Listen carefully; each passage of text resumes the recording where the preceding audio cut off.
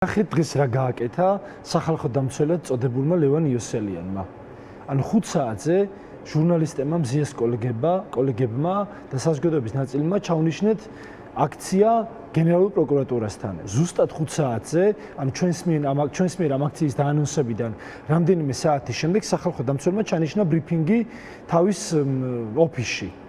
და როდესაც ჩვენ აქ პროკურატურას მოვუწოდებთ ხმის გამაძლიერებლის და რა ვიცი, ყვირილით და ხმაურით რომ ზიას მიმართ აქვთ ღონისძიების შეცვლაზე მიმართოს სასამართლოს, იმიტომ რომ მის ჯანმრთელობა საფრთხეშია.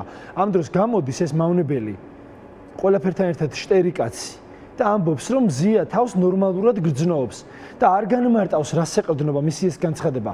ზია შეიძლება გადაადგილდება ჯერ კიდევ საბედნიეროდ. მაგრამ ნორმალურად ერთი წამით ნახეთ მინდა რომ დავაზუსტო რა. ვინც ნამყოფი ხართ ქალთა კოლონიაში და ციხეში, მე ვიყავი ზვიადეც დარწმუნებული ვარ რომ ნამყოფია არაერთხელ მონიტორინგის პერიოდში და შეწყალების კომისიას როცა ხელმძღვანელობდით.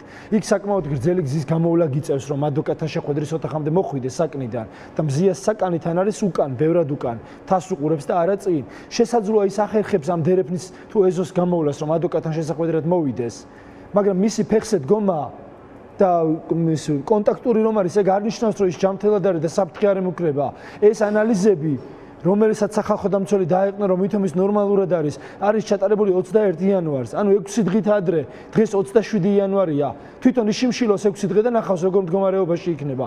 6 დღე ადამიანის შიმშილობას ვინმე ან ეს სახალხო დამცველად წოდებული ემუქრება, ეხუმრება? და რა იცის რომ ნორმალურად არის და მზიას შეუქცევადი საფრთხე რომ დაემუქროს.